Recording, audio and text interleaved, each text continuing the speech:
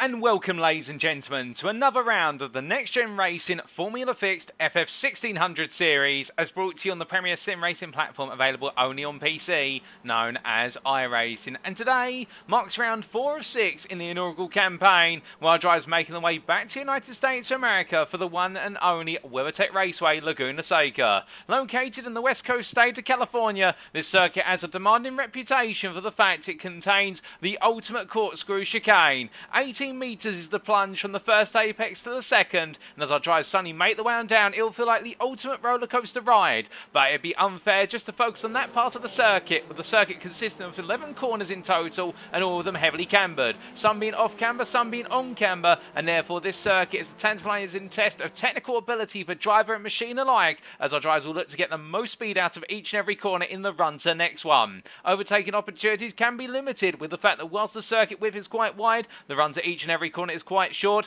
and therefore it all comes down to battling on the brakes, and so we should expect to see plenty of momentum-based racing here in the Californian sun. And as our drivers get ready to go racing, we'll welcome to you all as you tune in live. Of course, this broadcast is being brought to you live by free media platforms for your viewing pleasure. Firstly, if you're tuning in by one of the two official Next Gen platforms, it'll either be on YouTube. If you go to youtube.com and search for Next Gen Racing, you can tune in there. We say hello to you guys and girls in the chat on YouTube.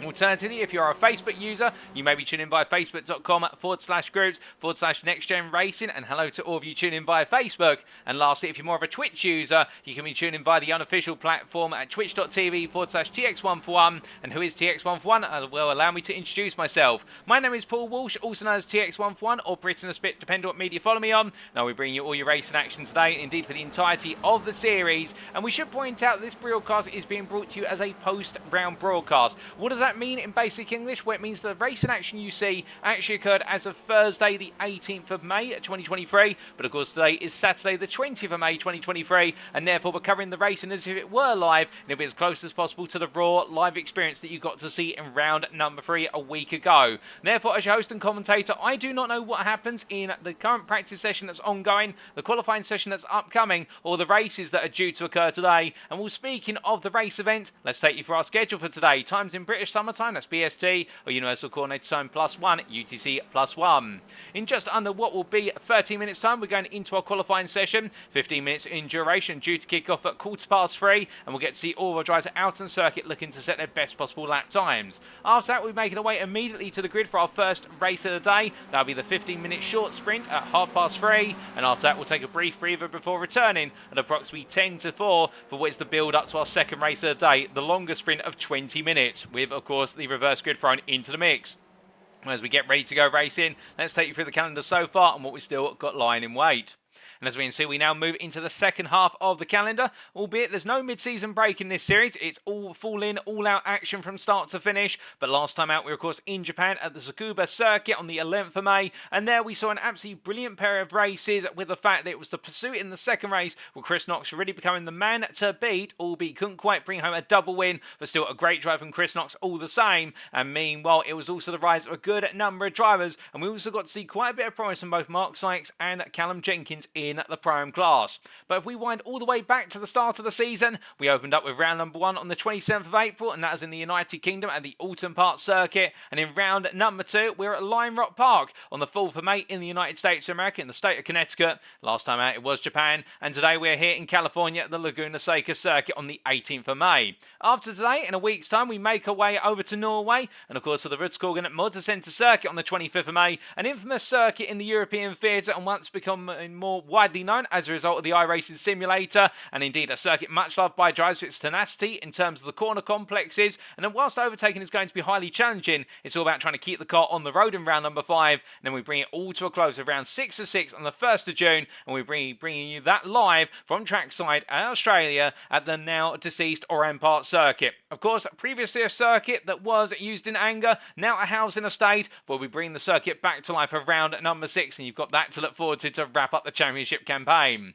But as our drivers get ready to go, we should point out that all these circuits that you can see on the list are all available for free on the iRacing platform. Indeed, the car our drivers are using as well is free, the Ray Engineering FF1600 machine, and there's no entry fee for this series, and hence this is NXTGEN Racing's first official free-to-enter series, and we wanted to put it on as a means of introducing people to the NXTGEN Racing community, and also to give you guys and girls tuning at home who may not have deep pockets necessary the opportunity to compete in one of our series without having to worry about the entry fees or the expenses. But have no expense spared when it comes to the championship campaigns of our drivers, for as we can look to the Drivers' Championship overall now, and we can see Chris Knox leading the way by 24 points over Chris Midmark. It has been the battle of the two Chris's up the front, albeit Chris Knox, with his performances last time out in Japan, has clearly now started to make a breakaway from the rest of the field, and we're looking to continue to do so today. Meanwhile, perhaps more contentiously, it's the battle for P2 behind, with Midmark only a single point ahead of Isaac Doble, with a Doble Sim Racing driver there continuing to go from strength to strength and staying in the hunt for a top 3 finish.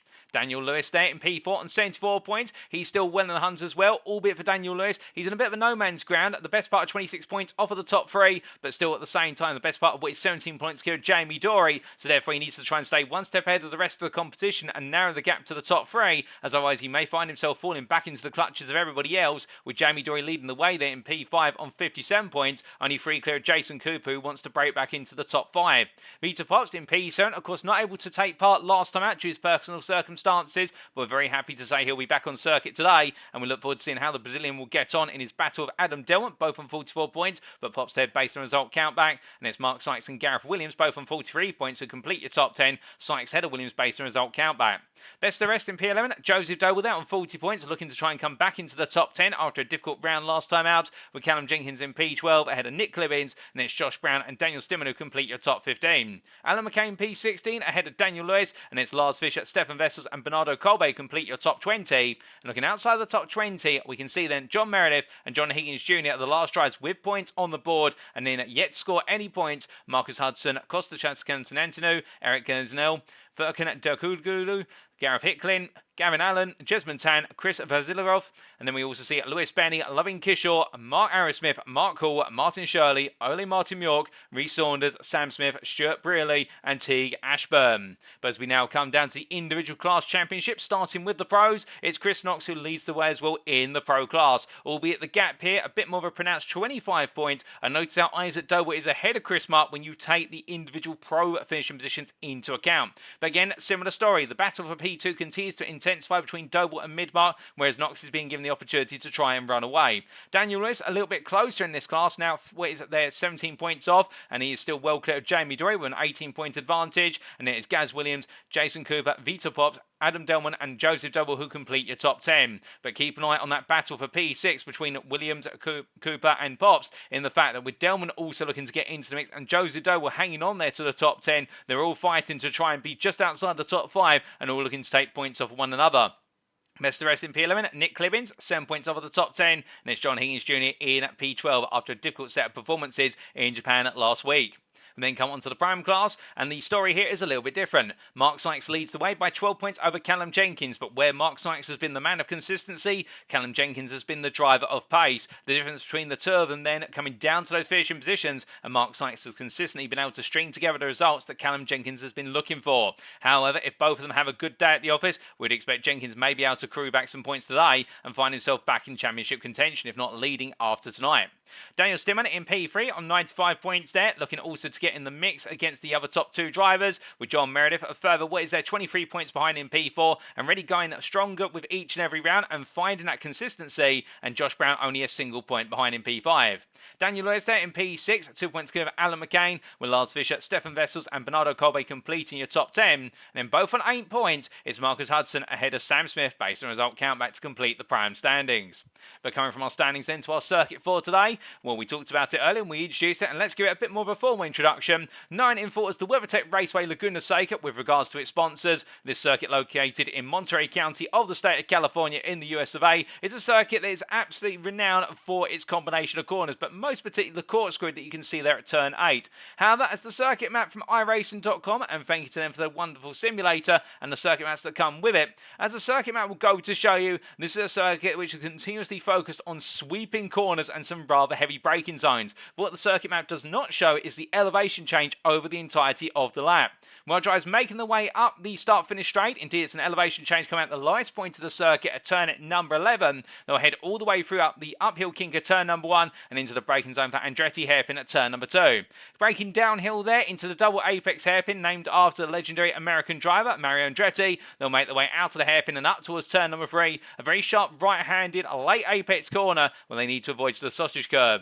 Get it right and they'll come up towards turn number 4, a sweeping right-hander. It's all about balancing the throttle and just curving the car on in, and then getting back on the throttle as soon as possible to charge up towards turn number 5. Now drivers will encounter one of the first heavily cambered corners, and as they come through turn number 5, they want to blast back onto the throttle at full throttle as soon as possible to carry the speed uphill in towards turn number 6, and there it's going to be a do or die left-hander. It's all about balancing the throttle and making sure it carries as much speed as possible on the apex and head back to full throttle as soon as you clear it. Why, you ask? Well, then they'll make their way up the Rahul straight in the run towards turns 7 and 8, and an uphill run on the extended straightway. We'll see our drivers need to carry as much speed as possible to stay safe from overtakes as they go onto the brakes of the Corkscrew chicane via the kink of 7, and downhill they go through turns 8 and 8A. There, an 18-metre plunge will be followed up by rainy curve at turn number 9, a heavily off-camber corner. Indeed, it's absolutely pronounced there. If you walk circuit side, you'll feel just how much of a downhill drop it is, and our drivers will feel that through the cockpit as they come through the left-hander of rainy and down towards turn number 10, another heavily cambered corner by comparison, albeit it spits our drivers out, and they've got to be careful of understeer at turn number 10 before making their way up to the final corner at 11, the left-hand right-angle corner to complete the lap and start it all over again. Indeed, this one is going to be all about finding the flow and rhythm as soon as possible for our drivers, but before they can go racing, of course, they do need to drive to the rhyme of what is the race rules, and we can see here in terms of setup, this is a fixed setup series with all setups being provided by NXTGEN Racing ahead of each and every round. Driver class wise, the driver classes have been finalised as of round 3, so therefore we would not expect our drivers to change classes. There may be some exceptions, and the key one we have seen going into today is that Stefan Vessels has been moved from Pro to Pro-Am as we're to understand it, albeit he's not in attendance for this round, so we'll look forward to seeing him in the next round if he's able to make it. In terms of the races themselves, the race 1 grid shall be set based on results of qualifying, that's a given, but the race 2 grid shall be set based on results of race 1, with the finishing positions being determined either via a full reversal if there are less than 20 competitors for the round, and given there are 16 competitors, we are going to see a full reverse grid for race number 2. Alternatively, it would have been a partial reversal if there were 20 or more competitors for the round, with the finishing positions of the top half of the grid being reversed, but we'll see that full reversal. So the last place finisher in race number 1, they'll start on pole for the purposes of race 2, and we work our way down the order. Each driver shall have one fast repair available in each race, and they shall receive a drive-through penalty if they accumulate 17 or more instant points for track limits and contacts. But with that, ladies and gents, we're not here for the rules and regulation, we're here for the racing, and as we look back to our pictures here of our drivers getting ready to go, well, here we look to Chris Knox just creeping along down towards what is that, I do believe, turn at number 2, Andretti, and the fire tip all set and currently the fastest driver in this practice session by a considerable margin as he gets ready to head into the pits. But meanwhile, making his way uphill there, all the way up towards the Corkscrew chicane, this is Joseph Doble making his way onto the brakes right now and getting set to go downhill. But Joseph Doble again in that battle with Midmark, and you can see between the two of them currently is 1.5 tenths that separates them in this final practice warm-up session. But will it be that way when we go into qualifying? Of course, qualifying a very different beast compared to practice. Practice, our drivers will be laying down times in a variation of circumstances where it'll be high fuel load, low fuel load, medium fuel load, also tyre wear being a factor there, whether on the fresh tyres or alternatively heavy worn tyres, so we can't read too much into the times. What we can read into the fact is Chris Knox has been able to set a time that's 7 tenths faster than everybody else. He does seem to have a bit of a natural advantage here in this practice session, and therefore we could expect him to be right up there on the front row going into qualifying. But you notice that we do have quite a pro-dominated field today, only 5 primes compared to a grand total of what is there, if my eyes do not deceive me, 11 pros, and therefore it is going to be the primes that will be trying to nip in the bud some of the prime performances, the pro performances we should say, and trying to get ahead of their other classes peers. But that's why we do incentivise our drivers to battle one another for position with the overall championship just as much with regards to their individual class championships. And currently the fastest prime out there for Team Hard is Callum Jenkins in the number 19 as he makes his way through the kink of 1 and down towards 2 and heading on to the brakes as he comes down here into the hairpin. I wonder what Callum Jenkins does think of these machines, of course. However, previously seen him race in real life in Porsche Cup cars in what was the Team Hard outfit over the last couple of years. and it must be a different beast entirely. And of course, going from the real world to the simulator is a bit of a change of pace as well, but at the same time, Jenkins very capable and easy to adapt his skills from the real world to the virtual world and vice versa, and we look forward to seeing how he gets on today as he makes his way up towards turn at number 5. But as we do look to the chats there, none of you so far dropping a message, but don't be shy, feel free to say hi and let us know how you're doing this fine Saturday afternoon, if you're tuning in via the UK at least, given the current relative time zone. But we are approximately 1 minute away from going into the qualifying session, ladies and gentlemen, and when we do get the checkered flag out, we will just cut away. In fact, there it is. We are going to cut away, and we'll be right back with qualifying in just under a minute.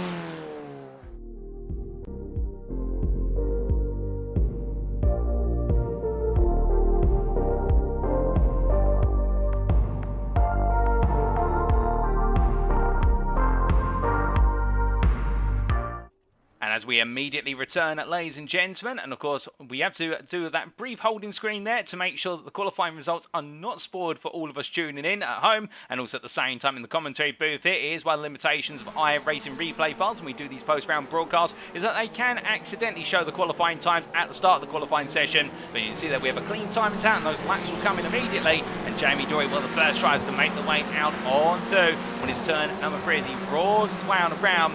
And meanwhile, elsewhere, all the drives now coming out of that rather tricky pit lane to exit. It is a very tight apex there. Essentially, it's the mini hairpin inside the hairpin at Andretti. And as they come out and towards turn at number 3, well, now all the drives will be out there trying to find a bit of tyre temperature, a bit of brake temperature, and get themselves set to go on to their first qualifying laps. We see one driver there taking a bit of a wide run, and that is Connor Miles. And, well, we do have a number of drives to introduce as of today, including Connor Miles. He makes his way on down and up towards what is their turn at number 5. And, well, as he makes his way into the braking zone here, getting himself all comfortably set. Indeed, on his debut, I've been looking forward to going racing. But as he comes on around and gets himself set up, heading all the way up towards turn at number 6, what can we expect in this qualifying session may be the question. Well, I think for all the drives, it is going to be about trying to stay on the tarmac as best as possible here in clear air rather than in the dirty air of another car. Of course, we have seen that some circuits, such as at Lime Rock, where drivers are waiting to run in the toe of one another and use that toe to their advantage in order to gain as much pace as possible. But whereas at other circuits, such as this one, it's going to be about having a clear circuit for the best part of time, for the simple reason that with that dirty air, it can really upset the balance of the car, the aero balance, and with these cars not having front wings to account for, or rear wings, it really does mean they're hypersensitive to begin with, and when you bring the factor that our drivers will be pushing as hard as possible, well, they become even trickier to drive. But as our drivers make their way across the timeline there, it does look as though we have had a bit of a data update on our times out, and well, it does seem as though technical issues have come along their merry way and decided to put the times up on the left-hand side of the board, so we do apologise for that. Not quite sure what's happened there, but meanwhile we will continue to see our drivers making the way on around here for the entirety of the qualifying session, and Connor Miles, of course, racing for the Black Flag Bandits team on his debut as he heads on through at turn number 3. As he comes on out there and up towards turn at number 4, well, we will see what we can do about that technical infringement with regards to the time tower, but I think we may have to contend with it as they head on around, albeit Gareth Williams there coming on through at turn at number 6 at the moment and heading up towards the Corkscrew chicane. But in clear air, our drivers will get their best possible times, and only towards the end of the qualifying session, when they're on low fuel and looking to find those last little bits of time, they may then opt to start pushing for what is a bit more of the dirty slipstream air. But as we see it there, Williams getting it wrong coming with the Corkscrew chicane, the car just kicking out completely, and well, they're being caught out very easily. And well, to be fair, Williams quite the pro driver in his own regard, and well, if he can get it wrong, anybody can get it wrong, and that just goes to show you how hard it is to drive around the Laguna Seca circuit when you're pushing hard in these FF1600 machines. But as he comes on down towards where's their turn at number 11, well, meanwhile we do look to Daniel Fritz, who is currently going a bit slowly on an out lap. And in fact, we do seem to have a bit of an oddity with regards to our times out there. Time seems to be coming in left, right and centre, so we'll try and understand what exactly is going wrong, or we're going to go with the times as they go through. But as we do see it, Fritz heading up towards turn number 2, the Whiskey Runners Racing drive coming on down towards the braking zone. And well, we do have 2 drives to introduce today. We of course introduced Connor Miles only moments ago, and we also do have the debut of Daniel Fritz representing Whiskey Runners Racing in the number 31 car, and he'll be competing in the Prime class. Now, we should point out with regards to class assignments, we would normally, for any newcomers after the round in which classes have been finalised, always assign them to the Pro class by default. But as we do know that Daniel Fritz is a Prime Pro-Am runner within the NXTGEN. We are using the Pro-Am classification for him by default. Meanwhile, with Conor Miles not competing in any of our ongoing championships, as far as my memory remembers, and then it will be the case that he'll be assigned to the Pro class. But if it hasn't worked out, and in fact he is on Pro-Am base, then we will reassign him to the Pro-Am class from round 5 onwards, and his points will be reinstated accordingly. So therefore a little bit of clarification there. But meanwhile, as we see Callum Jenkins heading to the timing line, well, he goes at P13 there so far with 33.074. But we will jump on board with some of the drivers once they put in a couple of flying laps around here, once they've got the fuel tanks down in the cars and looking to get themselves a best setup possible, where the tyre temperature and also where's the brake temperature up to scratch. And of course it is a bit loathsome to ride on board with our drivers when they've only done 1 or 2 laps, because they're not quite at the peak of their potential performance. But already we are seeing now a high 30 from Isaac Doble, a 30.843 for the Pro driver from the Doble Sim Racing outfit as he comes on down and around, and through Andretti he goes. And as he does, well, he does have 2 tenths over Adam Delman, currently P2, leaving the pit lane, so he's decided to go for a quick jump to the pits and back out. But Isaac Doble so far putting the bar high up there, but I do wonder whether there will be a return from the likes of Vitor Bock shortly. And of course the Brazilian making his way out of turn number 3 and 4 there, and we do know how much pace he brings to each and every race he attends. We've got Nick Clearance up in P2 on where's a 31.03, and I think our timing tower issues are gradually subsiding now as we are getting the proper times being updated for our drivers, and we can see Vitor Bock's just coming on through at the bank in the turn at number 5.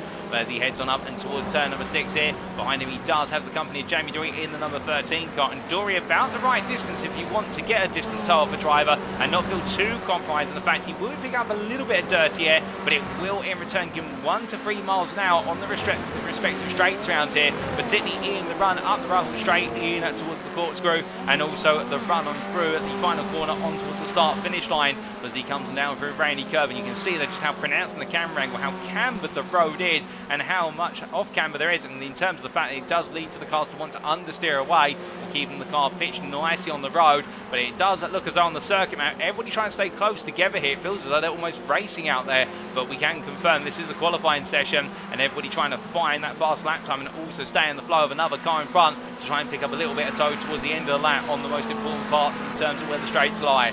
But as we look from Jamie Dory to Daniel Stimmer making his way on up towards turn at number 11, and we'll be shortly riding on board with our Pro-Am driver, currently provisional Pro-Am driver in P10, as he comes out the final corner and goes onto a lap.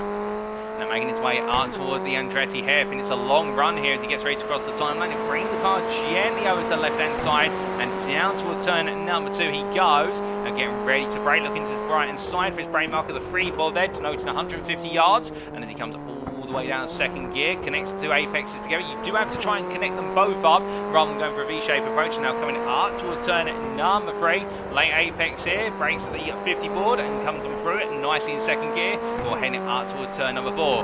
Lift off the throttle here, just balance the car, get it a turn in a little bit understeer. You'll notice just creeping in there where he wasn't able to quite connect up to the apex curve, but still that's going to drop him a couple of miles an hour in the run up towards turn 5, but he's not going to let it hinder him as he brakes there about 110 yards from corner apex at the 2 board and coming out to the left hand and now up towards turn at number 6. Now heading uphill here, it's all going to be about waiting for the right moment to turn into 6, dip into the apex curve, car bounces out there, beautifully run there by Stimmen as he heads up the hill down the Ruffle straight and all the way up towards the Corkscrew by the Kinker turn 7, braking there at the freeboard 150 yards from corner apex, and you have to brake early given the bump in the road as the car will get launched forward, comes down through the Corkscrew in towards turn number 9, through Brainy he goes, all about feathering the throttle here, goes a little bit deep, a bit too aggressive on the entry there with the throttle, and that's costing the run as he heads in towards turn 10. We can see Fritz there whipping off as he waits to rejoin, but now Steven heading up towards turn number 11, braking at the 2 board, coming into the final corner, goes for a late apex, just misses the curve. You want a little bit of curve to help rotate the car, and as he comes on out,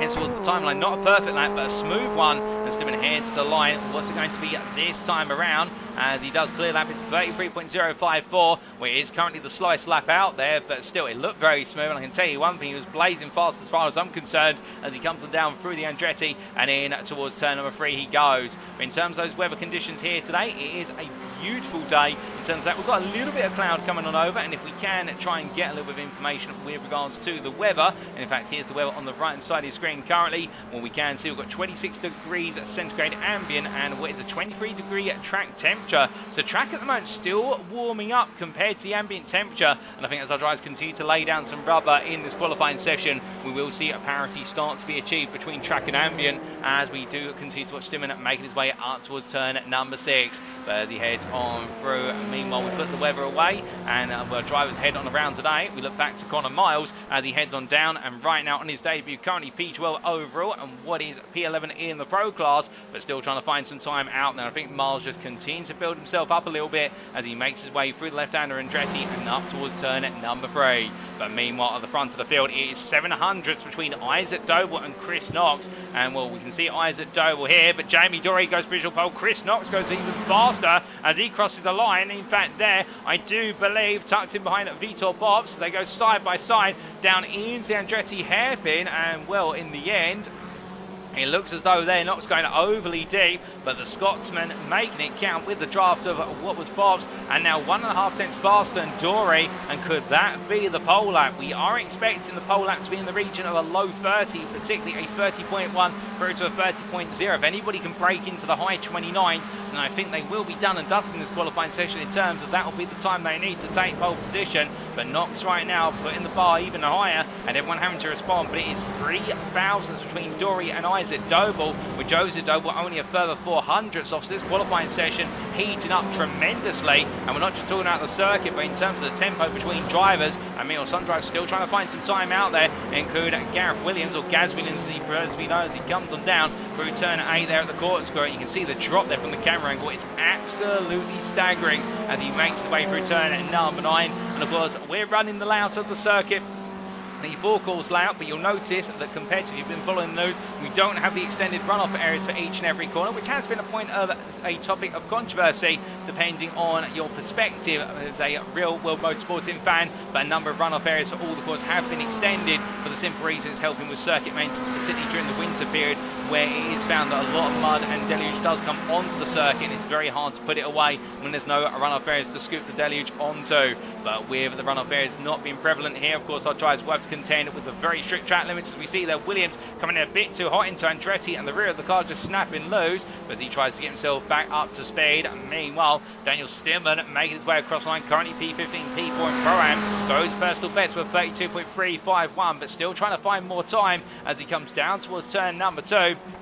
And in towards the braking zone he goes. Well, Daniel Fritz, the slightest man out there at the moment, and what is it, 5.5 tenths off, but there is still time to improve. And speaking of improvements, could we see a potential improvement coming from Nick Clemens as he heads to the line here? And in front of him, I do believe that is his teammate from iRacing Esports. We're not quite sure who it is at the moment. I think it's Alan McCain, in fact, as they make their way down with Sam Smith not in the attendance today. And McCain, they're giving a bit of a draft to Clemens, and it's not worked out for either of them as Chris Midmark makes his way out of the pit lane and decides to go one more time. But meanwhile, Chris Knox making his way on down through the Corkscrew, currently drifted his way on through, and you can just see how loose the rear end of the car is as he comes down into Rainy Curve and having to go round the outside there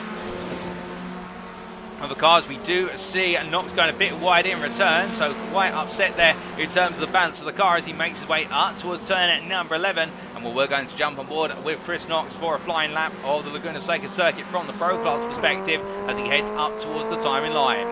Now heading into third gear, he'll continue to make his way, keeping it close to the left-hand side as he does set a personal best of 30.048, but I think he feels like he can do it again. Coming for the King of One, onto the brakes for turn number 2, Andretti, and braking as late as he dares, just beyond the freeboard, and forcing the car through the corner. And notice dropping down the first and fighting with the steering wheel as he comes out towards turn number 3. Now late apex here, turning in at the 1, clipping plenty of the apex curve, then just missing the sausage curve, and now heading up it towards turn number 4. Balance the throttle with third gear as he comes through the right-hander, and now up towards turn number 5. Distant tow there being afforded to him by Vitor Box as they head in towards the next braking zone, and braking at the 2-board, braking so late and drifting into the corner there as he comes out in second gear, using the exit curve to help settle the car, now making his way up towards turn 6. And let's just listen.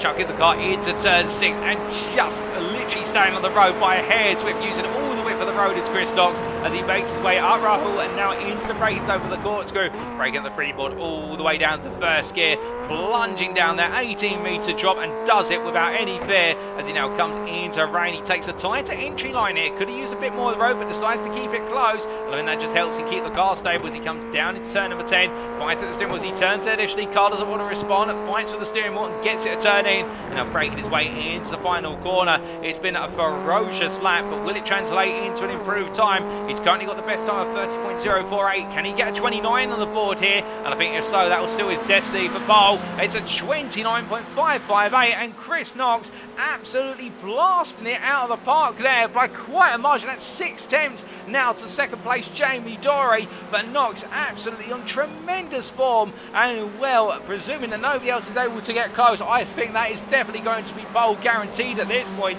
because everybody else right now contesting what is the low 30s by comparison, and Jamie Dory currently P2, where he has got Daniel Fritz in front of him for a little bit of tow to the time, and I now have one more lap after the one he's about to conclude, but I don't think he's got enough here to usurp the pole lap as he makes his way across the line.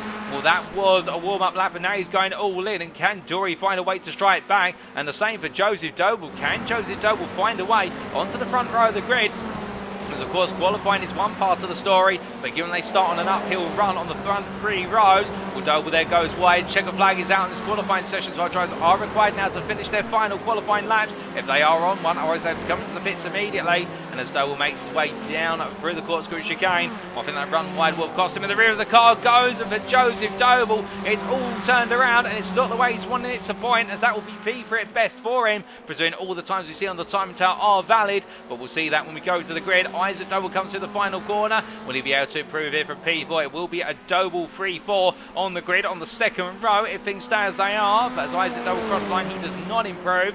Meanwhile, Daniel J. Lewis heads towards the timeline, the pro member of what is the 2 Lewis members on the circuit, albeit they're not family related, we're to understand it. But as we see, Lewis does not improve, but it's not enough to gain place. Meanwhile, Gaz Williams dethrones him from P6, and Williams up there to P6 in return. Callum Jenkins, meanwhile, provisional pole in the prime class. He's only got one driver out there on the lap, it's Alan McCain, but I think Jenkins will have got this done. It's a temp between the 2 of them, but we'll have to wait and see. But otherwise, nothing else from anybody else to improve. So it is looking as though it's Chris Knox who will take overall pole and pro pole. But what about Alan McCain here? Can he find a way to get into the top 10? And more importantly, push Callum Jenkins out of the prime pole position. We head to the line. He was improving in subsector 4, but not on the rest of the laps unless he's put together a magical final sector. It's going to be P9 for Alan McCain. He's maybe, mark my words, a 30.606, and that is P9. And will Callum Jenkins outside the top 10? And we've got a fight on our hands for the prime win today between McCain and Jenkins. There's no question about that. But whereas they've battled hard for the prime pole position, it's Chris Knox who's taken pole by a margin up front. As they head to the grid, this is how they'll line up for our first race of the day.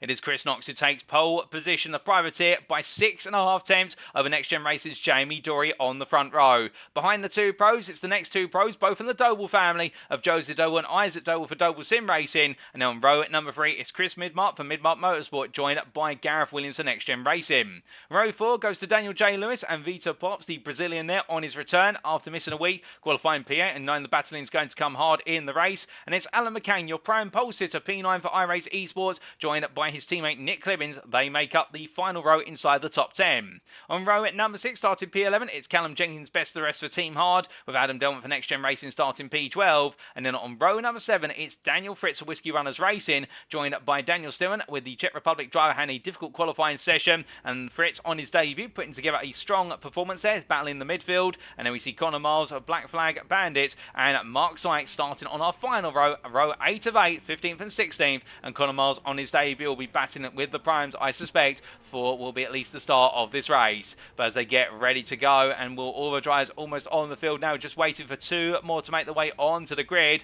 and it is going to be a hotly contested opening race of the day here at Laguna Seca. All the drivers are now setting in position, but the question is, who is going to be your winner? It's an uphill start for the front 3 rows. Indeed, they are on a slight gradient, and therefore with this standing start, if you're starting on the 4th row, you can make quite a bit of ground early on. But as Chris Knox gets set from pole position, there's the field in their entirety, the full length. We are just waiting for Alan McCain. He's 20 seconds away from taking to the grid. He must do so in the next 20 seconds, otherwise he'll be starting from the pit lane. but it's going to be Knox and Dory in the run down towards turn number 2. Everybody's in their positions, and we await the lights.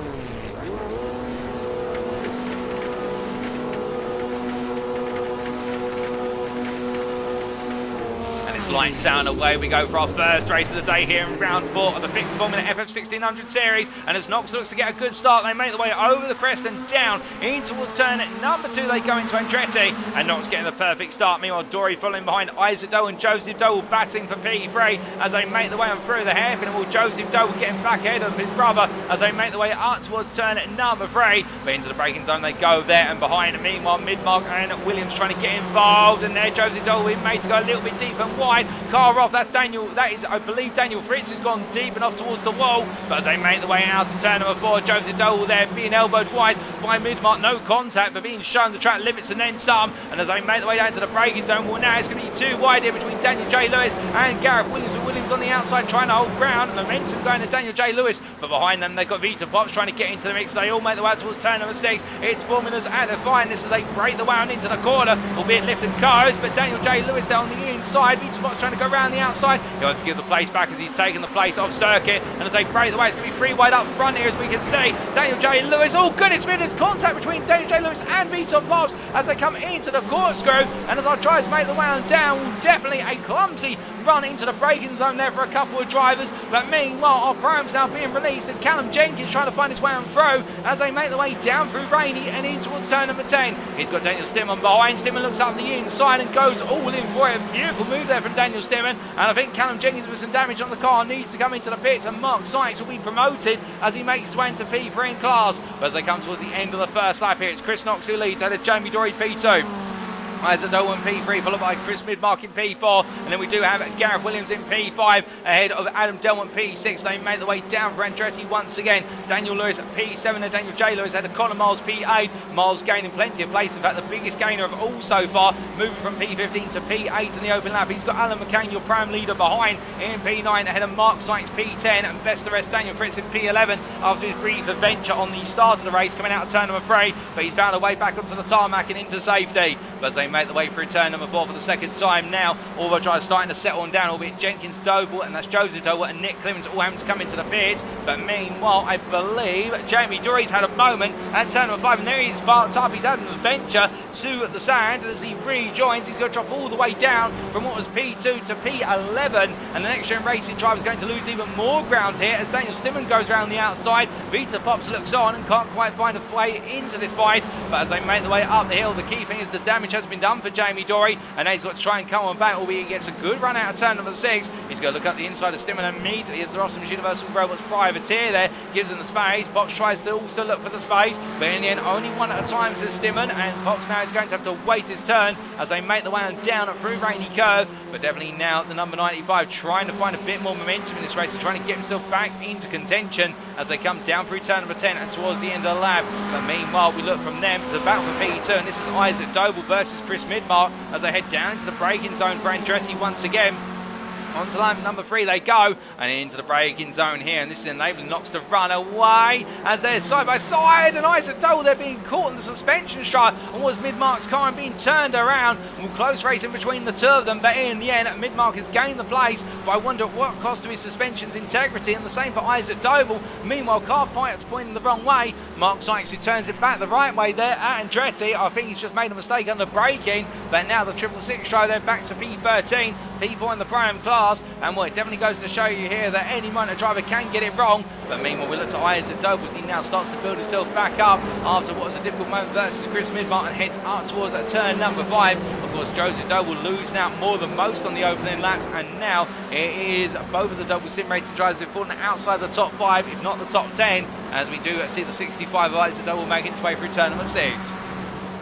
As he charges uphill behind Daniel Fritz, who we ride on board with, and the Whiskey Runners Racing driver from Australia, will trying to find his feet in this series. And as he comes into the braking zone, definitely now, after what was a little bit of a tremendous start, having a bit now more of a settle down into the race, and as he comes down through Rainy Curve here, getting himself nicely composed and into the flow, and that's where it's all about here. You just need to find a rhythm. Don't worry about the cars in front. Just focus on what you can do, and over time you'll catch up if you have got the pace to do so. But as he breaks his way into turn at number 11, falling away from Isaac Doble briefly, albeit I think his focus will be more on the P2 in the prime class rather than the overall position. But meanwhile, we look here to Gaz Williams versus Adam Delmont, and Delmont looking around the outside. Andretti, Williams defending hard here in the number 1 as he just blocks on the inside, and Delmont being made to wait as they come up towards turn number 3. But again, whilst overtaking is difficult here, it's not impossible, and we have seen drivers already try to force some moves on one another. Some are a little bit more hot-tempered than others, and as they make their way through turn at number 4 in towards 5, well, Williams there will hold a gap of half a second for now, but it won't be long, I think, before he sees a return from Adam Delmont. And we do that once Delmont is up to speed in the car, nobody can stop him, albeit we saw in particular in the Clio Cup earlier this year, the battle between Adam Delmont and Chris Daines for the entirety of what was 3 races between the pair of them. Well, now it's Delmont versus Williams, the 2 next-gen racing drivers going toe-to-toe as they make their way up the hill, up the roll, straight they go. Delmont in the toe, but he won't be close enough, and looking up the inside here really requires you to have an advantage in the run out of 6 by default and to be alongside about a quarter of the way up the straight, but no way through that time. But for Delmont, all he's got to do is wait and play the long game here. It will come to him if he plays it smart, and they make the way in towards turn number 10. It's these corners 9, 10, 11 where you can really start the move in the run down towards Andretti at 2, because it's all about the flow and carrying momentum and looking for the cutbacks on the corners. But as he comes out to turn at number 11 here, Adam Delmont powering his way now, goes a little bit deep out of 11, but he has the toe to make up for the deficit he's created for himself as he comes through the kink of 1 and down in towards the braking zone. Well, will it be a move here? 2 attempts out. He's close enough to think about a lunge, but in the end he decides to go in on the brakes. He gets a bit close for comfort there, and you can see him to really think about where he's going to position the car. But meanwhile, further back, Alan McCain versus Isaac Doble, and Isaac Doble around the outside of McCain there in the run on down. But meanwhile, Daniel Fritz gets it wrong under braking into turn number 2, and all the progress that Fritz has made will now be cost dearly as he gets himself back up to speed, but he drops the P3 in the prime class, and Daniel Stillman comes on through to take the runner-up spot so far. But as they make their way on up to speed once again, what a near miss. And meanwhile, Chris Knox is off. Now Knox has lost the lead of the race. The privateer's got it wrong at turn number 6. He turns the car back around. In fact, that's turn number 5. We should correct ourselves. I think he may have just put a tyre beyond the exit curve, and it's so easy to do. And when you do put a tyre beyond that curve, well, it may not look visible here from our cameras, but I can tell you the drop off that curve into what is essentially the grass, it's quite a significant drop, and any tyre that goes, well, then the car's just got no grip on that tyre and it just goes around immediately. And that's exactly what's happened to Chris Knox, and it means now Chris Midmark, the other Chris, is leading the race here, and the Midmark Motorsport driver from Sweden with an advantage of 1.6 seconds. I don't think he's going to quite believe it, but he will believe the fact that Gareth Williams and Adam Delmont are fighting after P2, and both of them now will know that in front of him is the race leader, albeit I think Delmont is insistent he wants to get on through and he wants to go challenging after the lead of this race as they make their way down towards the turn 2 braking zone. But as they head on down, Nick Clemens is into the pit lane. I believe he's been involved in some sort of incident on circuit and he's had to take a fast repair as a result of it, but onto the brakes they go here, and Williams still safe as he holds on. Meanwhile, further back is Connor Miles, who right now trying to chase after Isaac Doble. It'll be Alan McCain now starting to get quite aggressive under braking there, and the Black Flag Bandits driver right now as he gets up towards turn at number 3, win the 62. And we do say hello, I do believe, to Connor Miles there in the YouTube chat, or Arctic2 Gaming, who says he had no sound for both races, and what I can imagine how difficult that would have been, the fact he can't hear the tyre screech, he can't hear the sounds of his other competitors, nor can he hear the sound of his own car. And well, it doesn't sound like much, but audio a key part of racing, both in the real world of motorsport and also in the simulated world, for things such as listening to when the tyres are running out of grip, and also hearing your rivals getting closer and closer. But as Jamie Dory there makes the move on Alan McCain for P8 overall, we'll credit to Connor Miles where he is due, the fact he's running in what is a car that he can't hear anything in, and therefore having to really just do it all by sight rather than sound as well. But as we do see Dory heading up towards the Corkscrew chicane, this time now to the second half of this race, we've already seen some early drama on the open laps. We've seen some mid-race drama as well, and the biggest notable one, of course, Chris Knox dropping down a P4, and where he's got to try and make the recovery drive. He is already 1.4 seconds off Adam Delmont and Gareth Williams. Speaking of whom, they're still battling here as they come out to turn number 11. There's Knox as he makes his way into the foreground to the camera, now the rear of the camera as the camera spins on around, but they make their way down towards Andretti once again. And the key point being here between them is that if Williams continues to defend as hard as he is, and Delmont can't find a way through, they're going to force themselves naturally back towards Knox, and then coming on for Andretti. Well, that'll give Midmark every opportunity to try and run away with this race. As they head in towards turn number 3, you can see that Delmont trying to set up a cutback run out of 3 into 4. Can't quite find it at the moment as we ride on board the rear of Gareth Williams' car. The next gen racing drivers battling hard here, but meanwhile Delmont getting very close. He swings out to the outside. It's going to battle in the run down towards the braking zone for turn number 5. Williams on the inside, Delmont on the outside, trying to hang it all the way around under braking. But there's only one natural path, and it's that inside line. Of course, Williams will have to give him the space, but he gets even tighter as they head into turn 6. And this is a corner you don't go too wide into, but they're going to consider doing this. Contact between the two, and Delmont sent to the grass. And with that, Chris Knox now will take up P3 as they make their way uphill and in towards the Corkscrew braking zone. Now Knox will look for it, but Williams covers him off immediately and says, no, you don't. And as they make the way down, well, Knox now will have to think about the move in towards Andretti with 5 minutes remaining on the clock. And as they come on down the hill, meanwhile, Daniel J. Lewis has found his way ahead of Adam Delmont. Is rejoining P5. As they come out to turn number 9, in towards 10 from Rainey to the braking zone. Meanwhile, going slow, that's Nick Clibbins offline. And I believe Nick Clibbins a lap down, so respect to the blue flags.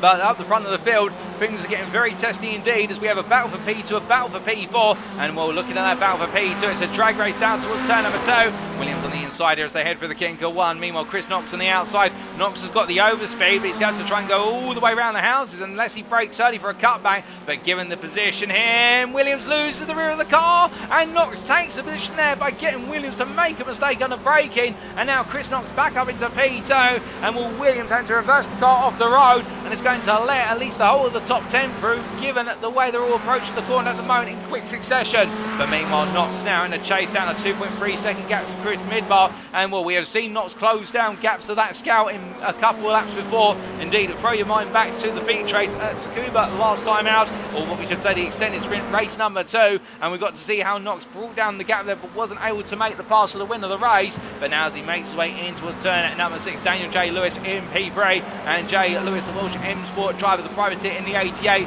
really having to dig in deep here and embody that Welsh Dragon spirit as he needs to try and keep Adam Delmont at bay, and Delmont will be looking for that move. Of course, he had the opportunity earlier on to try and find his way past Gaz Williams. It all went astray at Andretti.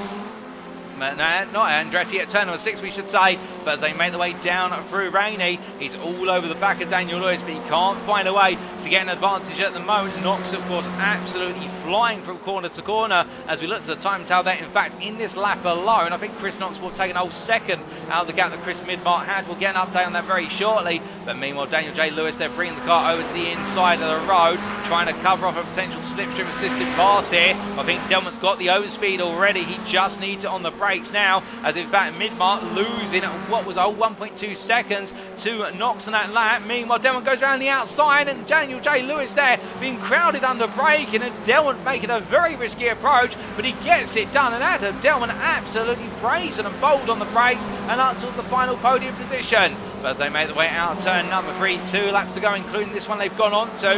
Behind them, Isaac Doble 3 seconds off and trying to get back into the fight. But we look from them to your leaders here, and will Chris Midmark, I don't think he's going to look in his rear view mirror and quite realise it's going to shock him just how quickly Knox has caught up. The gap now less than 4 attempts. They make the way up into turn number 6. And well, has Midmark got an opportunity here to defend, or will he simply find himself under gargantuan pressure from corner to corner? And will that pressure be too much as they head in towards the next braking zone for what is turn at number 8? Meanwhile, further behind, Daniel J. Lewis and Adam Delmont still battling for position here. Delmont glides wrong, and he glides to the side and just misses Daniel Lewis, collecting him, and has to park the car there as he now turns it on around. But indeed, things are getting absolutely risky at the front of the field. And we look back to that battle for your leaders, and Chris Midmark here defending to the inside versus Knox, who have one more lap in which to try and hold on. Well, Knox there forcing it onto an inside line. It'll be compromised on out, but gets very close to quarter exit, and Midmark trying to cover him off there, but Knox just bringing it to the inside. Can't quite tell which way he wants to go now, but Midmark in the end covers off the inside run down towards Andretti,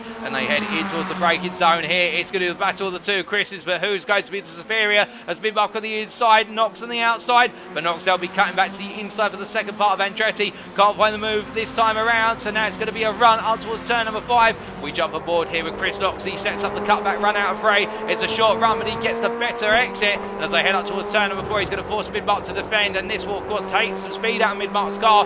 Knox once more can set up a cutback charge up towards 5. It's close racing, which will turn hard but fair. Looking into the braking zone here to look to go round all the way around the outside. Very tenuous approach here. It naturally does close off at the corner apex. Knox tucks back in behind. You can see Midmark defending as they make the way up into turn number 6. Side by side run into the corner. It's the corner you don't go too wide into. Knox backs out and Midmark holds him off as they make the way up the hill towards turn number 8. A short charge here. I think Midmark at this point will feel as though he's got it done. If he can nail the run down through the corkscrew and through Rainey, and then he'll be safe and it'll be a drag race to the finish line at the worst. But as they head in towards turn number 9, Knox now will know that it's all about that final corner. That's where he's got to try and get it done under braking. Alternatively, get the better exit. Gap only 2 tenths if that. And as they slice the way through turn number 10, the checker flag will wait them come the final corner. They break the way in towards turn at number 11. And you see there Midmark holding it on the inside. Knox looks for it, but he can't quite find it. Clouds its way over the curve. It's a drag race to the timing line, but I think Midmark's done it as they head to the line, and Chris Midmark takes the win in race number 1 of the day ahead of Chris Knox P2, and then it will be P3 for Daniel J. Lewis, who holds off what is Adam Delman and finishes P3 ahead of Jamie Dory P4, Isaac Doble P5, Adam Delman will come home P6 ahead of Connor Miles on his debut P7. Daniel Stimman will come through to take the win in the prime class there in a brilliant drive for the 75 privateer, and then it will be Daniel Fritz on his debut, comes home at 2nd place in the prime class ahead of Gaz Williams P10, as we see Williams there in the background. Callum Jenkins P11, best of the rest in what is the final spot of the podium for the prime class, as well as outside the top 10 overall. And then Alan McCain at P12, P4 prime ahead of Joseph Doble in a difficult first race of the day. Vita Box finishes P14 with the early instance cost him dear, and then the final finisher on the lead lap will be Mark Sykes P15. We had to finish a lap down Nick Clibbins P16, as you can see him here making his way up towards turn number 6. But what an eventful first race of the day here in the state of California, and Chris Midmark will absolutely nailing it with consistency. Wasn't quite on the pace of Chris Knox, but to be fair, if you can keep out of trouble and not make any mistakes over the course of the race, it always bodes well, and it's boded so well that he's been able to bring home the overall and pro class win here in the Laguna Seca Raceway. And meanwhile for Daniel Stimman, a great drive to take the win in the prime class, no questions asked. But as we do look to the scenic view, ladies and gentlemen, let's take you through those race results subject to Eddie Steward's inquiries. Well, we can see after our first 15 minutes of racing, Chris Midmark taking the overall and pro win for Midmark Motorsport ahead of Chris Knox there, the privateer, who in the end finished only what was effectively 2 tenths behind, if that, but 1.7 seconds there on the timeline as he eased the car off to protect it for race number 2. And Daniel J. Lewis rounded off the podium overall and in the pro class, the privateer in the 88, a further what was just shy of 4 seconds behind. Jamie Dory P4 for NXTGEN Racing, battling hard to finish just outside the podium place, with Isaac Doble P5 round off the top 5 pro and overall for Doble Sim Racing, and then a further 7 seconds behind Adam Delman for NXTGEN Racing. I think ruining what could have been in terms of that battle for the podium versus Daniel J. Lewis, but you can imagine that Delman will be coming back stronger in the second race of the day. And Connor Miles for Black Flag Bandits there, finishing P7 ahead of Daniel Stimman, P8 for the prime driver, and with that the win in the prime class ahead of Daniel Fritz by 1.5 seconds.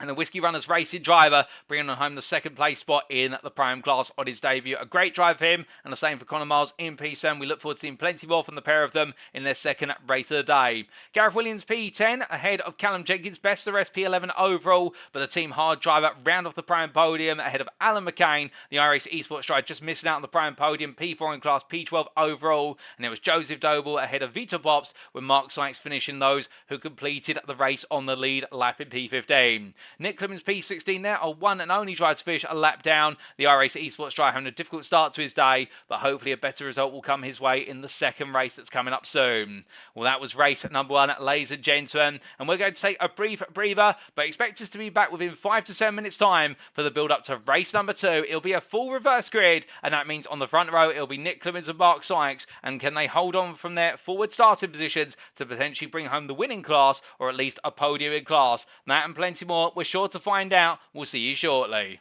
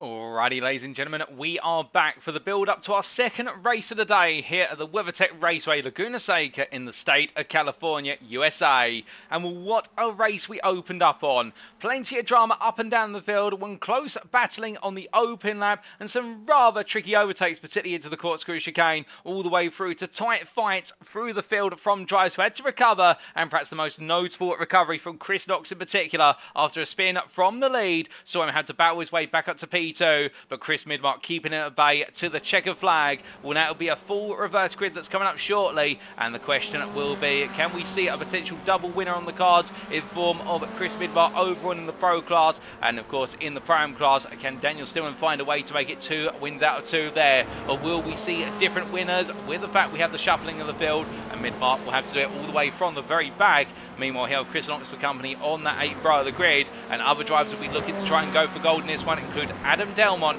who had a lot of pace, particularly in the latter half of the race, but it all went wrong early on, and indeed, after it went wrong there and he managed to bring it back to the state of mind, it then all went very, very wrong towards the end of the race with that late mistake coming through the Corkscrew, or just before it, we should really say, going out to the Rahul straight in the kink of 7, but still, he'll recover from that one and he'll learn from it rather rapidly. As our drivers get set here on what is the final warm-up before they make their way into race number 2.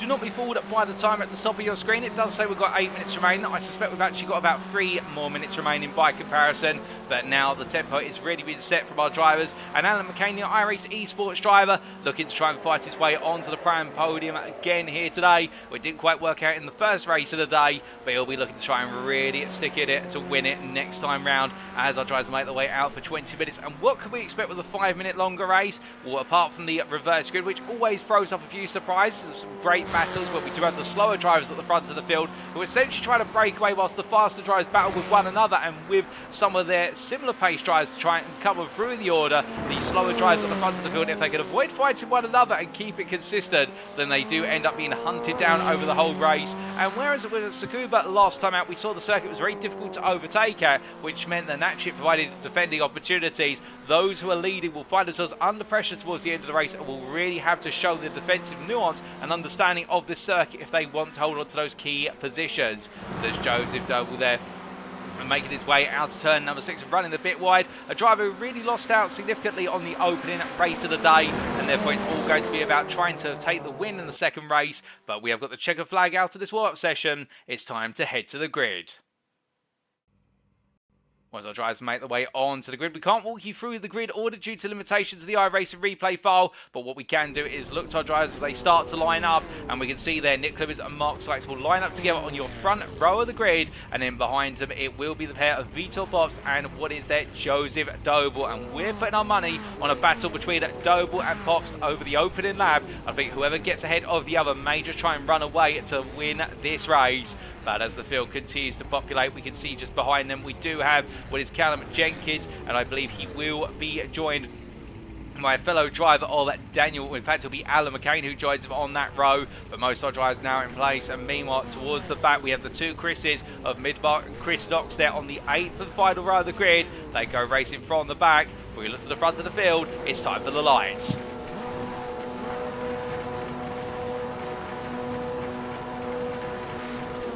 It's lights out and away we go for our second race of the day here at Laguna Seca as Nick Clibbins looks to get a good start. Mark Sykes bogs down a little bit on the initial launch, but now he builds up Clibbins the opposite, and as they make their way through the kink of 1 and down towards Andretti for the first time of asking. Notice how the field is spread out, trying to use all the width here. Too wide in multiple circumstances. Alan McCain trying to hold off what is then Gareth Williams who looks up the inside. Does so rather effectively at first, but now Williams will have the momentum up into turn number 3, but McCain can just simply plant it on the inside and say that's as far as you go. And as they come out of 3 and up towards 4, all the drives down line astern. Further back, Chris Knox and Chris Midmark both getting 2 places off the line, albeit battling side by side going through turn number 4. And as they come out to the right hand, and Knox there taking 2 wheels to the grass as they head in towards the next braking zone, but further out the front, Alan McCain there finds himself with a 3 wide braking on into turn number 5 with what is Gareth Williams on his inside, and meanwhile Callum Jenkins on the outside. Jenkins made to lose places as Adam Delmont sneaks up the inside, but meanwhile Gareth Williams holds firm as meanwhile Delmont looks up the inside of Alan McCain, tries to get McCain to make a mistake. McCain almost falls off the circuit, but just out keeps it online. Meanwhile Callum Jenkins being squeezed off the road there by Adam Delmont as they make their way up into the Corkscrew. It's 3 wide behind. Daniel Stillman in contact with Daniel Fritz, and we're going Lewis see the pair coming through, and Callum Jenkins collected by them, as meanwhile it's evasive action all over the place here. Chris Knox decides to take to the grass and drop it down the Corkscrew, but meanwhile Chris Midmark, Connor Miles and Daniel J. Lewis stay to the tarmac and thread the needle, but as soon as I say that, Mark Sykes is off at Rainy Curve, so he's gone to the wall and comes back onto the circuit, but meanwhile Daniel J. Lewis exploding into life here, making the move on the inside of Connor Miles, rejoining in front, that's Chris Midmark as he locks up, and meanwhile Chris Knox up the inside of Miles is all out of rhythm as they come through the final corner to complete lap number 1. It's been a dramatic opening lap, we've still got plenty more to go, and Nick Clemens leads after one lap out of Vito Potts P2. Vito Potts locking up there.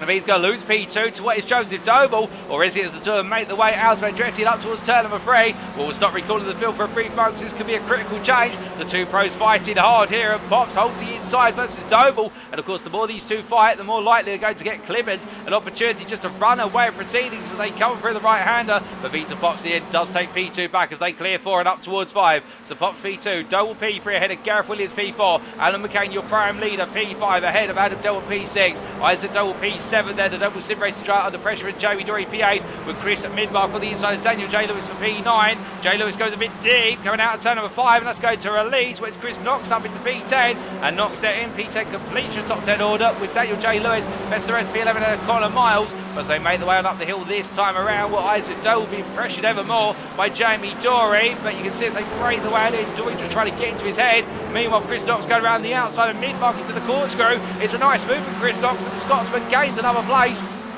as he moves up to P9, and Midmark here all out of sorts. They cover down through Rainey, but keeps Daniel J. Lewis just behind them as they make the way through the left and down into the right-hander, but clearing the right and now onwards towards turn number 11 they go. And what Isaac Doble here still trying to fend off Dory. Dory looks up the inside. It's going to be a late run on the brakes, but Isaac Doble goes to the cutback. Smart play here from Doble, just to simply use the momentum of the car to his advantage, and as they make the way onto the start-finish straight, he will gradually creep ahead. He'll get the nose out initially, and he'll have the inside authority in towards Andretti, and this is everything you need to come back at a driver as you break your way into the opening hairpin. And Dory, if he can go all the way around the outside, this will be a tremendous attempt at an overtake, but once you're on that outside line with a lot of dust being out, there's a lot of pickup, you normally do slide a little bit astray, and with that understeer, the bus does not go your way. As the driver make the way through turn number 3 and up towards 4. Meanwhile, race leader Nick Clements continues to find himself being pressured and chased down by Vito Potts and Joseph Doe, with the top 3 together. Gareth Williams closing up, and in fact the field is starting to group back together. You notice it's the top 5, in fact the top 4 that have broken away, and then the battle for P5 downwards that's coming to fruition,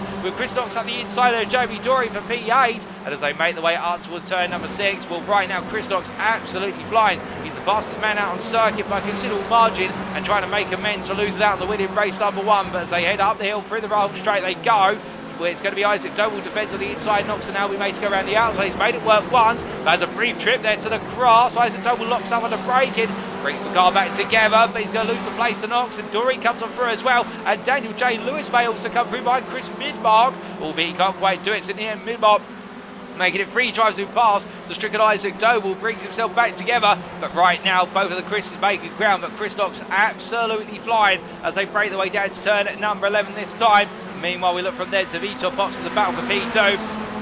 And as they head up towards turn number 2, well, Pops here defending. You see Joseph Doble takes a quick sniff to the inside, can't quite find it. The scent's not there, and as they break the way down, well, now Pops going a bit deep under the defence, and therefore Joseph Doble will have another opportunity in this run as we ride on board with the P3 driver from Double Sim Racing and the 11 right now. I think he feels as though he can win this race if he clears Pops. I think Pops feels the same if he can clear Clements, but the point between all 3 of them here is they have Chris Knox, Chris Midmark, who are closing fast. In fact, Knox is just up to P6, he's passed down the McCain off camera. Joseph Doe was looking around the outside this time as they enter the braking zone. Pops there defending hard, and as they go through, Doe with a slide, he tries to cut it back in, but cuts in too soon, and therefore the rear of the car lets go. They head up towards turn number 6, nose to tail once more, but Joseph Doe will having to wait. And can he find the move here? No, he can't. In fact, it's a slow run off the corner, and therefore Vito Potts will be safe for now. But meanwhile, looking from them back to Chris Midmark, as we see going on wide, that's Alan McCain, your prime leader, who's taken an adventure to the grass and the sand. as they make the way up towards turn number 8. In towards the Corkscrew they go. Daniel Lewis around the outside. He goes to one. He's going to try for both of them here versus Chris Midmark. In the end, he's not going to quite find it, but Daniel Lewis going all the way round as they make the way downhill. He's going to continue to hold on, but in the end, Doble comes him off. But Daniel Lewis, not ashamed, not afraid to try and go for a move round the outside of the Corkscrew. Credit to him. But meanwhile, drama up the road. Vito pops into where's the gravel there at turn number 11. He rejoins. But I wonder if that's been aided or whether that's just under his own influence. But either way, that's going to drop it down to P7 with Jamie Dory sneaking on through as they head on to another lap. And right now, Chris Knox up to P5, Chris Midmark. Still to try to get ahead of Isaac Doble, and Isaac Doble coming back in as they make the way down to Andretti here onto the brakes, and through the left hander they go. But Midmark here will have the inside line, and therefore he can dictate the pace of the race as they make the way out to turn 2. Defends the inside of 3. This is still not done, and we can see Daniel J. Lewis also in the background, but Midmark here not being allowed to make much more progress. It's almost as if he's being anchored now to P8 for the time being as they come through the right hander at turn number 4. But up towards 5 they shortly go, and as they do, well, we can see Daniel J. Lewis looking up the inside versus Isaac Doble. Onto the brakes he goes to the number 88. Doble gets into space, 2 wide on entry, 2 wide on exit, and I think J. Lewis here may just have the run up towards turn 6. He won't be backing out of this. He's fully alongside. He'll have the right to the line. Isaac Doble there tucks in immediately. It's so close between the two of them, and as they make the way up the hill, well, now it's going to be Isaac Doble cuts back onto the inside here into the braking zone for turn number 8. Connor Miles just behind trying to get into the fight as they break the way on down here. Well, it's going to be a lock up from it. Where's Isaac Doble? Side by side, he loses the rear of the car, but meanwhile, I think there's been an incident involving Chris Knox. I think Daniel Fritz has been in some sort of incident there.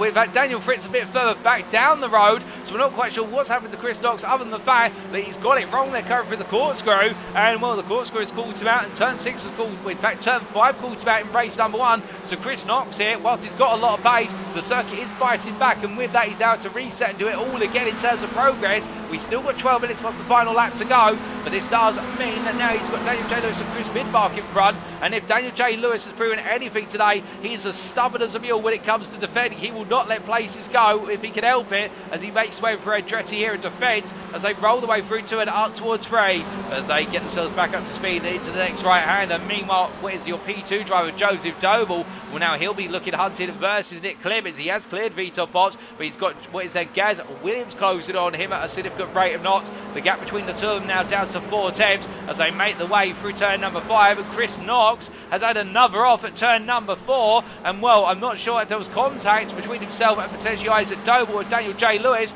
but right now the Scotsman, it is all going wrong and it is unravelling rather rapidly here for the 23 driver, and this is not the way he wanted it to go today as he runs wide there at turn number 5 but keeps the car pointed in a straight line and heads up towards turn number 6. As he heads on through, Daniel Fritz still in the pit lane. They're doing repair work to the car with the Whiskey Runners Racing driver Daniel Stimman P15, albeit with 40 seconds off of the rest of the field, and therefore that will be due to the incident earlier on in the race. But as we look from Chris Knox to Isaac Doble, Doble making his way on through ahead of Daniel J. Lewis, who I believe had it off track on the exit of the Corkscrew. So right now the Doble Sim Racing driver started to make some more headway, but this race has calmed down in terms of the tempo for now. But as we look from them to Connor Miles just behind, well, Connor Miles minding his own business here in P10. The Black Flag Bandits driver, I think, just finding the rhythm and looking to try and concentrate on keeping the pace down. As Chris Knox, you can see that the rear of the picture is closing, and he's closing fast already as they make the way on to another lap.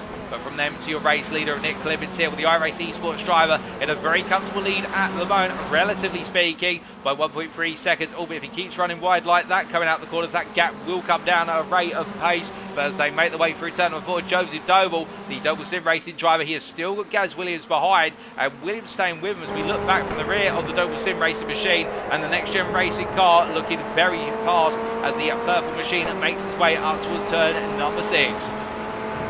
As they get ready to go into left hand here. Of course, Williams has been this close for some time. I think at this point he may be hitting the proverbial brick wall when it comes to trying to break through that dirty air. The car just falling backwards through turn number 6, and it's these medium speed corners where that dirty air becomes so pronounced it really upsets the aero balance of the car, and it invokes an amount of understeer. And of course, when you try to turn into a corner naturally, if you feel that understeer coming in as a driver, you have to brake earlier and turn in earlier, which means you lose some initial pace into the corner, but you can recover it on corner exit, where you start to be a bit more aggressive with the steering approach. But in doing so, unsettles the car, so you end up with this understeer and corner entry, and then it transitions into oversteer on apex and corner corner exit, and that makes it so difficult to manage, particularly when you've got so many medium speed corners here, a lot of them with the camber, where you do need to abuse that road camber to get the maximum possible lap pace. But as they cross the timeline, will Nick Clements down 1 second clear of Joseph Doble. The gap has come down by what is 3 attempts on that lap. As they break the way down into Andretti hairpin this time, Clements goes overly deep there, and I think with that mistake he'll be vulnerable to a potential move come the end of this lap, if not sooner. Jamie Dory, meanwhile, still trying to chase after Adam Delmont, two great friends off the circuit, teammates and complete rivals on the circuit. As fastest lap of the race goes to Chris Knox at 29.28. Well, Knox is absolutely flying. Meanwhile, Alan McCain, they're going deep. Callum Jenkins goes round. We thought Jenkins was going to take the lead of the prime class, but not to be, as Mark Sykes comes on through. And will the prime battle for the lead now between McCain, Sykes and Jenkins? It will take a brief respite, but I imagine it will ignite again soon. Meanwhile, Nick Clements here, your race leader, he's under pressure from Joseph Doble. We said it would come on this lap, if not by the end of it. And as they make the way down towards the Corkscrew chicane, well, there Clements home to defend on the natural racing line. Of course, it's easy to defend in here in these machines. There's only really one line through, unless you're brave, like Daniel J. Lewis trying to go around the outside every time. To be fair, he's proven that line is very effective when you hook it up. But as they make the way through Rainey and up towards turn number 10, well, right now Clements just doing everything right, placing the car where he needs to. But of course, now heading up towards the final corner. This is where the road surface opens up, and there's more than one line here, and Clements defends middle of the road. Compromise exit line, that's going to cost him some speed as he makes way down towards Andretti. Joseph Doble looks on the inside towards the wall. And I think as they transition on towards the kink of one, Joseph Doble will have his nose ahead. Clements here on the outside. What can he do from here? Can he cut it back? Can he try and go all the way round? Well, he's going to try and do the latter, but I think this is going to be to his cost as they come through too. And Joseph Doble seals the door shut. It will be the lead for Joseph Doble. And Gareth Williams follows on in P3 behind Clements. Meanwhile, further back, Jamie Dory still putting pressure onto Adam Delmont as they make the way through the right-hander. Return at number 3 and up towards 4 they go. We're hearing that Callum Jenkins has found his way back into Mark Sykes after Sykes had an off track at the end of the previous lap. A turn at number 10. But as they make their way down towards turn at number 5, you're looking at the battle for P4 here between Delmont and Dory. And well, it is Delmont who holds the lead position, but Dory right there and ready to pounce if he can find the space. Meanwhile, further back, Daniel J. Lewis on the back of what is here Isaac Doble in the battle for P8. They have got Chris Knox closing on them. In fact, Chris Knox in that previous lap taking 1.5 seconds out the pair as they make their way down towards turn number 6. J. Lewis thinks about it, throws the dummy there on the inside, but Isaac Doble not responding to it, just simply holding his line as they make their way up the right whole straight and in towards the brakes over the Corkscrew this time. J. Lewis again looking around the outside, goes very late on the brakes, and well, he gets it stopped there. And Daniel J. Lewis, oh my goodness, now that is absolutely brilliant braking there from the number 88 driver up to P8 and gets it done lovely. Well, as he makes his way down through 9 and in towards 10, right now I think Isaac Doble's not going to know what hit him with regards to that move, and I think that might just be the move of the race as they head in towards turn number 11. But as they make their way on down and around on towards the next lap, meanwhile we look from them to what is Mark Sykes versus Callum Jenkins. And these two exchange in P2 in the prime class, P13 overall, as if it's going out in style. Looking on the inside here, in towards turn number 10, side by side. See sparks there flying where they bounced away through the corner. Well, 2 wide in towards turn number 11. Racing room being given here. Jenkins on the inside, Sykes on natural outside line. Tries to carry all the speed, and as they power their way onwards towards the next lap, we can see that Jenkins just doing a little bit of bob and weave on the straight to try and break a bit of the toe. Sykes following him, absolutely glued into the wheel tracks and heading down towards Andretti. On the inside, Sykes goes, he breaks his way on in, he's going to hook it up on the inside line here, and no way back for Callum Jenkins, can't cut it back, and Mark Sykes moves into P2 in the prime class. But as they make their way into his turn at number 3, meanwhile we look back to your leader of Joseph Doble, and will they have a car in front of him in the form of Daniel Stimman, who is, I believe, 23 seconds up the road, so I don't think they have to worry about approaching him before the end of this race. But meanwhile, Joseph Doble doing everything right to hold on against Clements and Gareth Williams, but it looks as though right now Clements falling backwards towards Williams, and will this may just buy the Double Sim Racing driver a bit of breathing room as they head up towards turn at number 11. We're in that Mark Sykes has been involved in a bit of an incident at turn at number 5, and that's dropped him out of P2 in the prime class. Callum Jenkins picking up the place in return, but Sykes still in contention for his P3 on the podium of the primes. And as they make the way onwards here, we look to the leaders, and that's Williams looking around the outside on the left of your picture. Will soon be the right of your picture as they come through the kink of 1. In towards the braking zone for 2 they go, but the iRacing Sports driver Clements here knows where to put the car, and he knows how to keep it pointed on the straight and narrow. So Williams again frustrated by this as they make the way in towards turn number 3. Meanwhile, further back, eyes at Doble now. Well, he has got Chris Knox only half a second behind. And meanwhile, Daniel J. Lewis holding on to that P8 position. Well, they haven't got many more laps to go after this one. It'll be 2 more laps of racing if our mental maths is correct. And as they head through the right-hander of turn number 3, I think eyes at Doble's attention now will turn more and more to what's behind him rather than what's in front of him. As Chris Knox, they're taking a bit of a liberal use of the exit curve at turn number 3, but doing everything in his power to try and close up. And then down towards turn number 5 here, the Scotsman right now absolutely charging. He's the fastest man on circuit by some margin, at least a couple of attempts to race lead up Joseph Doble, but to the drivers in front of him, he's lapping on average half a second, if not a second, a lap faster. But now in the dirty air, that's where it's going to start to cost him some time as he makes his way uphill and in towards the Corkscrew chicane once again. Where can Knox go for it? Well, I think he'll have to go for it into turn 11, if not the run towards turn number 2. Those seem to be the 2 prime places where the moves are being made, unless he can find a way to get to the end of Doble and get him to make a mistake on these wider corners, such as Rainey at turn number 9. But as they make their way down and out of 9 in towards 10, Doble not making any mistakes this time around. And meanwhile, Daniel J. Lewis going a bit deep there through number 10. That's going to cost him a bit of rhythm up towards 11, but he brings it back onto racing line. 2 more laps to go. There's the leaders across the timeline. This battle for P8 heads on through to go on to what for them it is now the 12th lap as they head across the line, where it's going to be Isaac Doble looking around the outside of Daniel J. Lewis. Can Knox find a way to get involved here? 2 wide under braking into Andretti. It's going to be Lewis on the inside, Doble on the outside. Lewis still there. Knox stays in the wheel tracks of Lewis as they make the way on through. Contact between Doble and Lewis, and Doble is sent to the gravel. And as they make the way up towards the next corner, well, it's going to be Daniel J. Lewis, who is now under heavy pressure from Chris Knox. But Knox will be wary of the fact he's just seen one driver go to the gravel after a little bit of sparring between Daniel J. Lewis and Isaac Doble, and he won't want to follow a similar fate as they make their way in towards turn number 5. I think they try to race as fairly as possible, but of course when it gets this close towards the end of the race, you're always going to see a little bit of contact. And as they make their way out to turn number 5, Knox there sets up the cutback. He sets up the run to the inside of 6. This is all we need, and now he's just got to simply hold in there, and Daniel J. Lewis backs out, cuts back in behind, and Knox now just needs to get the run up towards the Corkscrew done. But this is the one corner where Daniel J. Lewis seems to find a lot more grip compared to everybody else. Onto the brakes they go, and well, Knox there covers him off. You'll notice that Knox held the outside line for much longer under braking compared to most, and simply then said to Daniel J. Lewis, I know what you can do around here, I'm not letting it happen to me. And as they make their way out of Rainey, it is Chris Knox up towards P8, but meanwhile going on to their final lap of racing, or is it a final lap? In fact, they may have 2 more laps given the amount of time going. They've got 1 minute and 45 as they've gone on to was this 13th lap, so it will be 2 more laps of racing. Joseph Doble ahead of Nick Clibbins.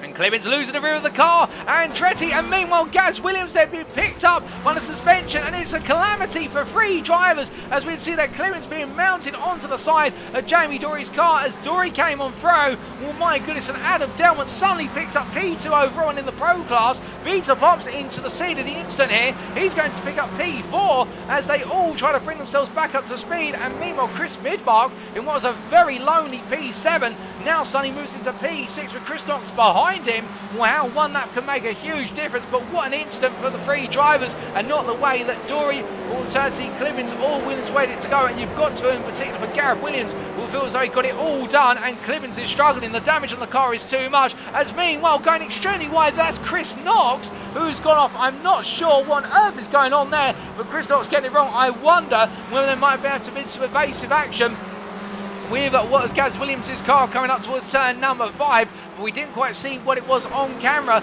But what we can tell you is that with that, Chris Knox is going to lose out to what is their Isaac Doble, and will all of those drivers now absolutely feeling the pain on this final lap. As meanwhile Adam Delmont here, we can see he's made his way briefly off circuit coming out of turn number 10. Jamie Dory the same, and Dory right now in the damaged car just trying to get the car to the end of the race, as Adam Delmont has gone around there at turn number 11. Vitor pops up into a podium position. You can't make this up as they go on to the final lap, and this is definitely the final lap of racing here. No ifs, no buts as they make the way down towards Andretti.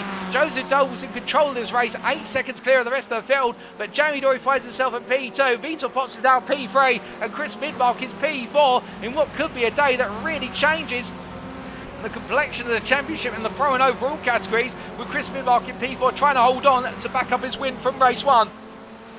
As the drivers make the way on around, we've got Gareth Williams into the pit lane. He's got to have repair work done to the car, so that'll put him out of contention for any further gains in the Pro class, and it will be where's a P11 Pro the best now as he takes the repair work to the car. But meanwhile, in terms of the ground being made, Chris Knox still trying to come back at Daniel J. Lewis here as they make the way in towards turn number 5. As they come through the left-hander, more even further drama. Adam Delman has gone around. That's Delman parked up on the run out of turn number 5. So that is going to release a couple of drivers further up the field in the Pro class. But meanwhile, from them to Jamie Dory, he's got Vito Pops closing at a rapid rate of knots here. And Pops knows there's damage to number 13. But can the Next Gen Racing driver hold off the Brazilian as they make the way through the last couple of corners? Well, whilst that's battling out, meanwhile, Joseph Doble heads to the final corner, and a lonely leader will come on through to make it another win in his campaign in the Fixed Formula Series as he comes to line 8 seconds clear. The Doble Sim Racing driver takes the checkered flag in a brilliant drive to victory in race number 2 ahead of Vitor Pops, who in the end brings on a home second place after Jamie Dory on a spin on the final corner of the final lap. And will the number 95 driver here, it went wrong in race 1, it's gone perfectly in race 2. Chris Midmark fights to a podium in P3 for Midmark Motorsport, Jamie Dory P4, and it will be Isaac Doble P5 there for Doble Sim Racing there. Daniel J. Lewis and Chris Knox, Adam Delman P8, Nick Lewis P9, Connor Miles will come through P10, and then Alan McCain will make it the win in the Prime Class, P11 overall, best of the rest there for iRacing Esports, ahead of Callum Jenkins, who is a further 12 seconds away. And here comes the number 19 car to make it a P2 Prime for Team Hard as he comes on through P12 overall. It'll then be Gareth Williams who comes on through to take P13 in a difficult second race of the day, and Mark Sykes rounds off your Prime podium there, P14 overall for Next Gen Racing, ahead of Daniel Simon, who will be your last finisher as he comes on down the hill. And the number 75 driver, the privateer, making his way on through right now. Was a difficult start to the race, but he's come on through to finish the race all the same. And that's commitment at the end of the day. And that's what we do love to see, where it's worked out well or been a disaster. Always try to get to the checkered flag because there's always points up for grabs. And when you've only got 5 drivers in the Prime class here today, there's definitely plenty of points available as Stillman crosses the line. And he will be our 15th and last finisher with the early retirement of the Whiskey Runners Racing machine of Daniel Fritz, P16. But my goodness, what a second race of the day. And I don't think Vitor Pops is going to quite believe that he's finished on the podium after everything was said and done. And the same for Chris Midmark as he comes into the pit lane. Was looking to be a lonely P7 in the end, has turned into a fortunate P3. And therefore a double podium will win in race 1. And will at the other end of the spectrum, Chris Knox losing out in both races today, albeit run up in race 1, so he won't be too displeased with that. But it did not work out in race 2 as everybody making their way into the pit lane. And Callum Jenkins all battling hard with Mark Sykes, and in the end finding their way to second place on the podium. But meanwhile, Alan McCain, your pro and winner in this race, and the iRacing Esports driver will be absolutely pleased with that. A superb driver, the 212, as he makes his way to his pit stall.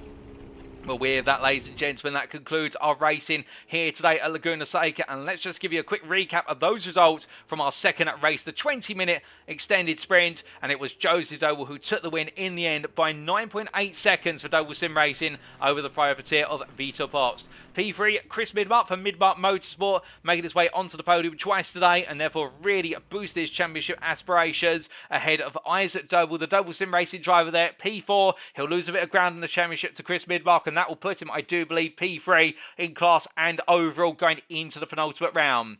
Daniel J. Lewis, P5 there, and an absolutely brilliant pair of drives from Daniel J. Lewis, really sprightly in terms of battling spirit there from the Welshman. And then Chris Knox, P6, in a difficult end to the day for the privateer, but still, he'll take the results onwards towards the penultimate round. I'm sure he'll be back in form come next week. Nick Clemens, P7 for iRacing Esports in a difficult race after what was looking a good start, but found himself battling, and it all went wrong in the late stages. And then Connor Miles for Black Flag Bandits there, P8 on his debut, and with that, of course, another strong finish, and he'll be looking forward to next week's racing. Alan McCain, P9, your Pro-Am winner there for iRacing Esports ahead of Callum Jenkins, and what I believe some drivers may have picked up post-race penalties, given the fact that we have seen some demotions here, and Alan McCain will Pro-Am winner and also top 10 finish for iRacing Esports ahead of Team Hard's Callum Jenkins, with best of rest P11 overall, Jamie Dory for Next Gen Racing ahead of Gareth Williams there, his teammate. Mark Sykes, P13, and the Next Gen Racing driver round off the Pro-Am podium, and McCain, Jenkins and Sykes P6 with Adam Delman at P14,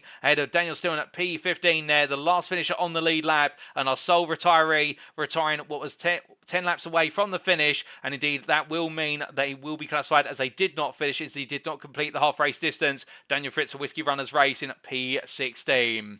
But what a pair of races here at Laguna Seca, ladies and gentlemen. I think you'll all agree with me. It's definitely been a dramatic pair of races, and they have not disappointed. But with that, it is now time for us to wrap up. Thank you very much for watching, and if you have enjoyed today's show and you want to know more about the Next Gen racing community, perhaps you want to know about our upcoming series, alternatively just want to get familiar with the community and potentially talk to some of the drivers and find out a little bit more about what it's like racing in, say, the FF1600 series, alternatively our other series are ongoing, well, you're always welcome to check out our official website, and that's at nextgenracing.co.uk, and as you see our website appear on screen, it is the home of clean and fair sim racing for all. We at Next Gen Racing have been hosting leagues for the best part of 16.5 years on both PC and console, and we continue to go from strength to strength as the year presses on in 2023. Indeed, we have multiple series ongoing at the moment, including, of course, the Formula Fixed FF1600 series, which you've seen today. We also have ongoing the NXTGEN Season 3, or the official Next Gen Racing Touring Car Championship that aims to mix the Touring Car Championship, particularly the British Touring Car Championship, or the BTCC. We also have ongoing the Front Wheel Drive Fridays Clio Cup Series, and we have upcoming later on this year, starting at the end of June, the return of the GT3 Championship in a new season, and also starting in July, the Proto GT3 Championship, albeit with a focus on endurance racing for the upcoming season. But we also have other championships in the pipeline, but we're not going to give those away right now. You'll have to stay tuned to those. But if you don't necessarily want to head to our website, you can, of course, head to our social media, in particular on Facebook. We're at facebook.com/groups/Next Gen Racing, and follow us on the official group where you can find out all the latest escapades of Next Gen Racing, including what we do both off of the virtual racing circuit and on the real circuit as race drivers and race marshals. But now, ladies and gentlemen, our drivers will be turning their attention to the penultimate round of the season. It'll be round 5 at 6, and it'll be at the Rudskogen Motor Centre in Norway. It'll be tight, it'll be technical, and it'll be very heavily focused on track position, but our drivers will be taken to the circuit on the Thursday, when it's Thursday there, the 25th of May, and we look forward to seeing how they all get on, as we'll be bringing you the post-round broadcast on Sunday, the 28th of May. Save the date, it's going to be a thriller, and who will come out with the momentum to take them into the season finale. We'll find out then, but until then, we've been Next Gen Racing. I've been your host and commentator, Paul TX141 Walsh, also known as Britain a Spit, depending on what media you follow me on, and until next time, remember to stay safe, stay well, stay smiling, have a fantastic rest of your weekend, and most importantly, remember to stay on track. Good night.